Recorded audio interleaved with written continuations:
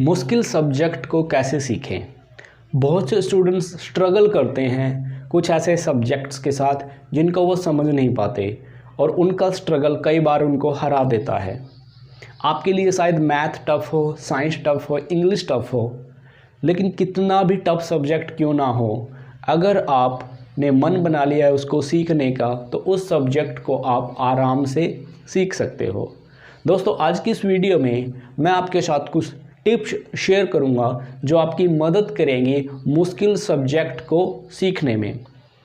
क्या होता है, जब भी हम किसी चीज़ की लर्निंग शुरू करते हैं, क्लास में जाते हैं या ट्यूशन पे जाते हैं, क्लास में और ट्यूशन पे जाने के बाद जब टीचर हमें उस सब्जेक्ट को टीच करना शुरू करता है तो हम बोर हो जाते हैं। हमें ये लगता है कि हमें कुछ भी समझ नहीं आया और क्या होता है, फिर हम उस सब्जेक्ट को छोड़ देते हैं। मेरी क्लास में भी ऐसे मेरे बहुत से क्लासमेट्स थे जिनके लिए मैथ टफ़ था, किसी के लिए साइंस टफ़ था, किसी के लिए इंग्लिश टफ़ थी, और फाइनली क्या हुआ, उन्होंने उन सब्जेक्ट्स को छोड़ दिया और जो उनके लिए बहुत ही घातक साबित हुआ। हमारे लिए जो इम्पोर्टेंट सब्जेक्ट्स हैं उनको हमें ज़रूरी सीखना चाहिए ताकि फ्यूचर में हम कामयाब हो सकें। तो दोस्तों, सबसे पहले टिप क्या है? बेसिक। जब तक आपको बेसिक समझ में नहीं आएगा तब तक आप उस सब्जेक्ट को समझ नहीं पाओगे।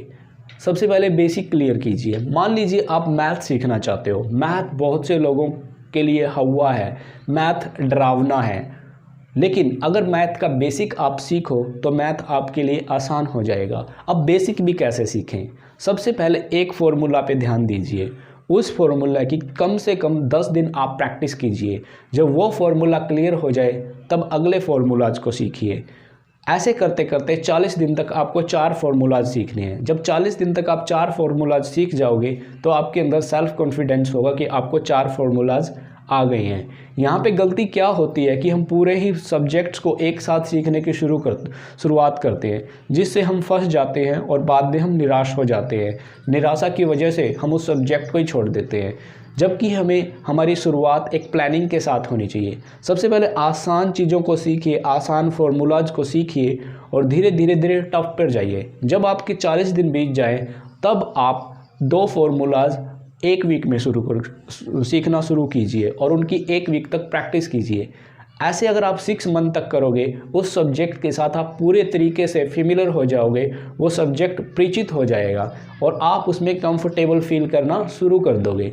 क्योंकि जब आप पीछे मुड़ के देखोगे कि आपने पिछले 6 महीनों में इस सब्जेक्ट में कितनी प्रोग्रेस की है, ये बात आपको कॉन्फिडेंस देगी और कॉन्फिडेंस आता है कॉम्पिटेंस से। जब आप 6 महीने सब्जेक्ट्स को सीख लोगे, ये आपके अंदर कॉम्पिटेंस की, काबिलियत की फीलिंग लेकर आएगा। टिप नंबर 2, आप शुरुआत धीरे कीजिए, लेकिन शुरुआत जब आप करो तो रुकना नहीं है। हमेशा निरंतर आपको उस सब्जेक्ट्स के साथ कसरत करते रहना है, उस सब्जेक्ट्स के साथ फाइट करते रहना है। जब आप पहले उसके छोटे छोटे पार्ट्स को हराओगे, धीरे धीरे आपकी मसल बिल्ड होगी, फिर आप उनके बड़े फार्मूलाज को भी हरा पाओगे। आपकी शुरुआत हुई है तो आपको कंटिन्यू रहना है, निरंतरता रखनी है। और तीसरा सबसे इम्पॉर्टेंट पॉइंट, कीप पेशेंस। धैर्य के बिना कुछ नहीं है। धैर्य वो सवारी है जो अपने सवार को कभी गिरने नहीं देती। अगर आप अपना धैर्य छोड़ दोगे तो आपका उस सब्जेक्ट में, उस काम में इंटरेस्ट ख़त्म हो जाएगा। ये तीनों टिप्स आप अपनी लाइफ में ज़रूर इस्तेमाल कीजिए। मैं यहाँ पे मेरे एक दोस्त का एग्जाम्पल आपके साथ शेयर करना चाहूँगा। 10वीं क्लास में उन्होंने मैथ सीखना छोड़ दिया था। उनको लगा कि मैथ उनके बस का नहीं है।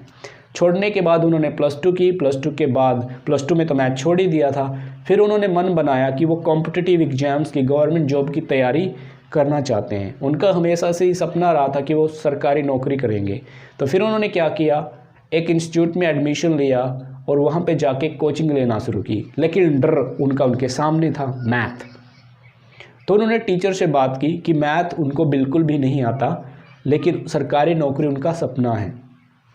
तो टीचर ने उनको 6 महीने में ऐसा ट्रेन किया, आज मैथ उनके फिंगर टिप्स पे है।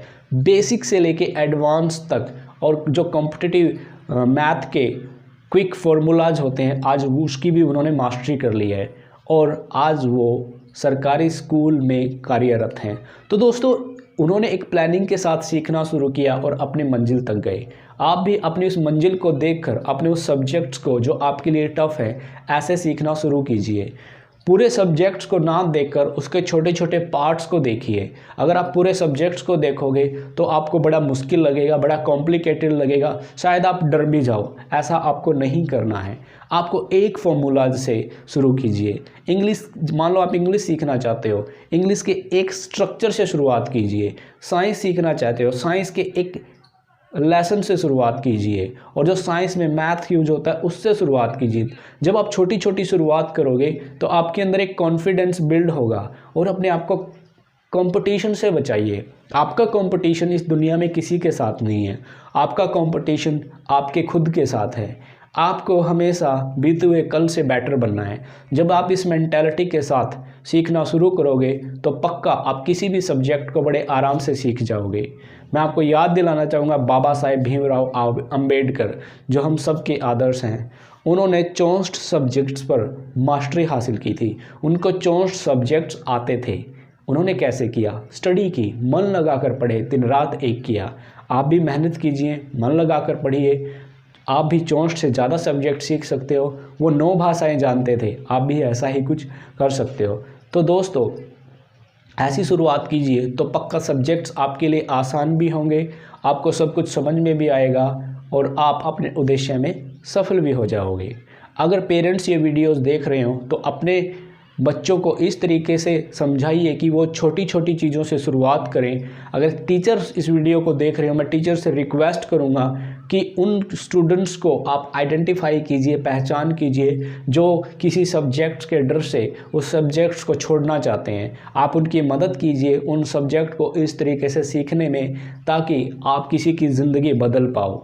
उम्मीद करता हूँ इस वीडियो ने आपको कॉन्फिडेंस दिया है, इंस्पायर किया है। मैं रिक्वेस्ट करूंगा आप सभी से कि मेरे YouTube चैनल को ज़रूर सब्सक्राइब करें और इस वीडियो को दूसरों के साथ भी शेयर करें। वीडियो अच्छी लगी हो तो लाइक ज़रूर कर दें।